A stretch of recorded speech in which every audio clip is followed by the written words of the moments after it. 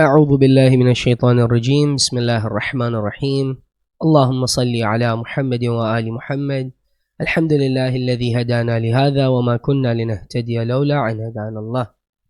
I am Mehdi Karmali and I am with you in this episode of the Ask Podcast, where inshallah we're going to discuss about social media and we're going to discuss about its impact on not only youths but how it has shaped our lives today. I am joined by none other than one of our community's renowned reciters, Zain, Mohsin, Raza. Zain, salamun alaikum. Wa alaikum salam. How are you doing? Alhamdulillah, I'm doing well. It's nice to see you, and we're happy to have you at the studio today. Thanks so much. So, Zain, I'm gonna go straight away and ask you, what is your view on social media? It's an amazing thing, and we can use it in our benefit, and it can be destructive as well. So, it can be used in multiple ways, such as connecting with people, networking, learning for youths specifically, and generally it's an amazing thing. It's developing very rapidly, and it's upon us how we use it. See, it's very interesting that you said it depends upon us how we use it, because I've noticed, and there are studies that back this up, that social media use and screen time has drastically increased with time.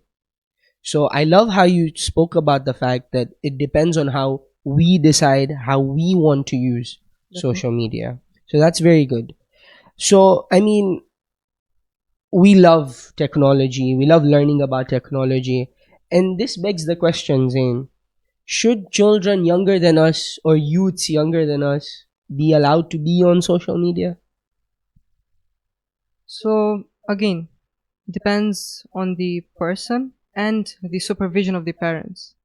If the parents leave the phone in the child's hand and leave it upon him how he uses it, then of course it can be very negative. And as long as the parent's supervision is there, example, if he's learning on YouTube and the parent is also there supervising the child, then fine. But these youths being on social media platforms such as Instagram and TikTok, I don't find it very healthy. I like how you mentioned that the parent supervision is very important, and of course, the parents are the cornerstone of every child's development, the tarbiyah and the parvarish. That is very important. But also at the same time, Zain, wouldn't you say that coupled with that, social media, because it is based on how we use it constructively or destructively for that matter, would you say that at a young age having social media does not really bring any benefit per se to a child? Would you say that? Partly yes, but you remind me of a hadith by Imam Ja'far as-Sadiq whereby he states that al-alimu bi zamani la tahjumu alayhi al-lawabis, which Okay. literally translates as that the one who is aware of his time is not overcome by its ambiguities. So how I would relate this to our topic is that the parents shouldn't completely take away social media from their children. Partly the access should be there, as I mentioned before, with supervision, because this day and age is of technology and social media. So parents completely removing that access is not reasonable. So the access should be there with supervision so that the students, the children, can know what they have, know the technology, and get self-training as well. Develop the willpower to maintain that balance, to manage a timetable for themselves, Yeah. not get addicted to it with the supervision of the parents. That's very nice. See, I'd like to build up on the point you said about the parent supervision. I'd say that I grew up in a time where technology was still a baby. It was not that advanced. Although there's a few years of an age gap between me and you, but I believe that I was because of the age gap, I got to experience technology when it was still in its baby steps, I'd say. So when you say that parents in today's day and age have to monitor, they have to, I'm assuming this is because of your experience at home, that your parents used to monitor your social media usage. 100%. So that's one thing that I'd like to tell our viewers today, that see, it's very easy to give our phones to the children so that they can, be distracted for even a little bit, and to keep their mind on the screen sometimes, so that we can get some alone time, some break. I mean, I totally understand that, and that's valid. Nobody's judging here. But at the same time, it's something that maybe we can think about. And because now we have ChatGPT, of course, we even ask ChatGPT, what physical activities can we give our children to do to keep them busy, for example. So, I mean, there are a variety of things that we can do. And that brings me to another yet very important question is, I mean, the fact that our discussion we've had so far, it's given us a good idea about the negative side and the positive side of social media.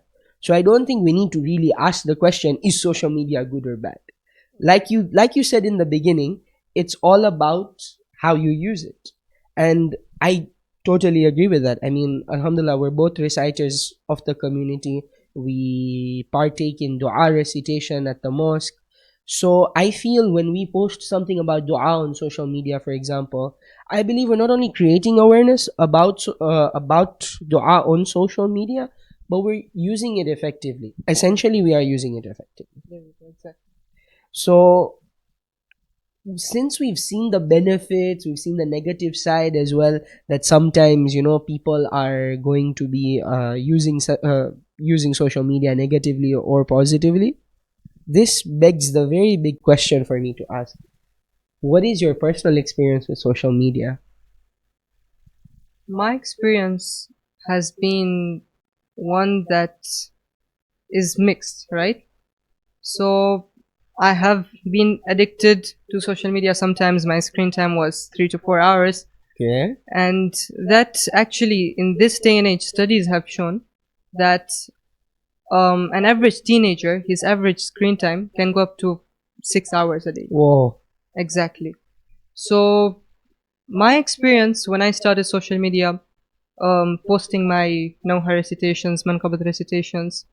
So of course that was there, but then getting the news every time, and that's another negative aspect of it, because there are a lot of people that are trying to shake the aqaid of our Yeah. religion. And of course I used to go to madrasa as well, so that was a point. I used to ask my malims as well if there was anything on social media that I used to see that was concerning. So the connection with malims was there, alhamdulillah. Yeah. So it's a mixed experience that I've had. I like the fact that you chose your words very carefully. You said that it's a mixed experience. Because, see, I'll be honest and I'll share a little bit of my experience as well. In my experience with social media, I started social media when I was quite young. Started using social media when I was 12 years old, actually. And it started with a simple Facebook account. At that time, Facebook was everything. I'm talking about the early 2010s.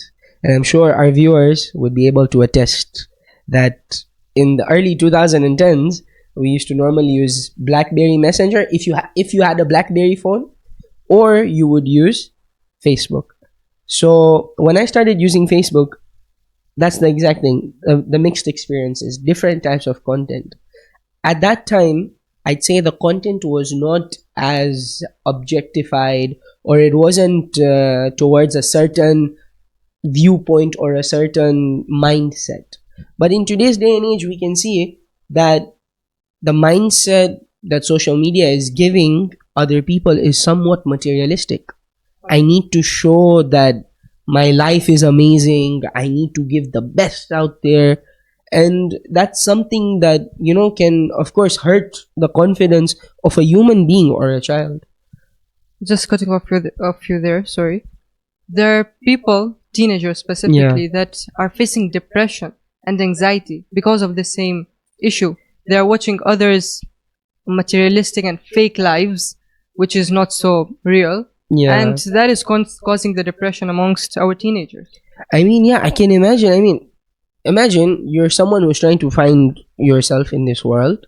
You've not fully developed, and then suddenly you see videos of Ashton Hall. You see videos of Sidui, the morning routine, Sidui this, that. You see all of these things, and naturally you're going to be like, what is happening in the world? Whilst there are so many negative things that are happening around the world, for example, so many atrocities are happening, I'd say, would you say that one way to use social media is to raise awareness? Exactly. So, a lecture by Sayyid Zamir Jafri, who recently came over here, he was mentioning that these people, these Western media, is sending a narrative out there through social Interesting. media. And it's our duty to fight this with our narrative, not just keep silent and keep listening on what they are saying and be Yeah. self-defensive, but fight it through spreading awareness about our religion as well. Of course. I mean, see, that's very right. Because, I mean, again, social media is something that can be used in such a positive way. Just like us, for example, we're sat here in the studio on a Saturday night recording where we can be outside having mishkaki and all of this. But what are we doing? We're using social media for the right reasons and for the right uses. And I feel that this is also something that people can take advantage of. That sometimes you may not necessarily have to use social media to make an impact. Making an impact physically where you are, in the institution you're in, where you're under, with your friends around, that goes a long way into helping you develop as a person and be a good person. And essentially, I'd say that the people who use social media responsibly are the people that know what they really want from social media. Agreed. So again, Zain, because I mean, alhamdulillah, we're having such a good conversation. I think it's wajib upon me. I think it's now wajib upon me to ask you one thing or one challenge that you personally faced that you wouldn't want someone else to face when it comes to social media. That's an interesting question. So, one thing I would say that a person should be careful of while using social media is his time. A person can spend hours a day while using social media, not taking care of his health, physical health, and mental health. Go out, do sports, not just sit 2-3 hours a day watching your phone bent down. It is causing spinal issues to you. Yeah. Right? And there are a lot of other health problems that this can cause. So I would suggest people be active, set a timetable for yourself, set a screen time for yourself, 2 to 3 hours a day maximum. And yeah, that will be your go ahead. See, I like that very much because that's something that I used to do during COVID.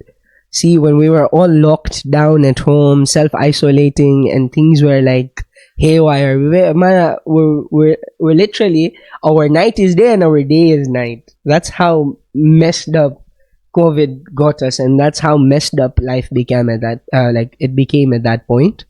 So I'd say that is a very good example and a very good tip that we can give other people. And one thing that COVID has taught me that I'd like to build up on what you said was timetables are very important, guys. I mean, sometimes you may not like it. You don't have to like something for it to be good for you sometimes. Allah subhanahu wa ta'ala says in the Holy Quran that there are things that you feel are good for you but are bad for you. And there are things that are actually bad for you that you think are good for you. And this was actually something that one of my malims, Malim Shabidatu, would explain about the relativity of bala. He used this verse to explain the relativity of bala. And I'd say that social media can become a bala, but it depends on how you use it. Just like how you said. And dear viewers, this is where we end. And before we end, I'd like Zain to give us a small message to all of you guys out there, all of the youths out there, And Zain, I mean, it's exam season. It's crazy. And social media is one of the ways we can use to unload, of course. So, what is one advice or one message that you'd like to give before we go? So first of all, thank you, Mehdi, for having me tonight. And to all my brothers out there having the exams, I wish you all the best of luck. I'm having my exams as well. Do remember me in your duas. And remember, this phone can really help you or distract you as well. Even a single notification can distract you. So be careful, stay motivated, and keep reciting Surah Asr at all times. And wishing you all the best of luck. Thank you. Thank you, Zain, for your amazing message. I feel everyone and I felt this conversation was very beneficial, mainly because I feel it gave you a break from studying and it gave me a break from studying. University life is, of course, very hectic, it's very crazy. And, dear viewers, I'd like to give out this last message with Zain, of course, Zain being here as well. We're trying our best to not only push the best content for you, but to make sure that, inshallah, content that is beneficial for you. So please do support us by subscribing, liking this video, and commenting your thoughts. And inshallah, we will see you next time. Stay tuned for more episodes. Wassalamu alaikum wa rahmatullahi wa barakatuh.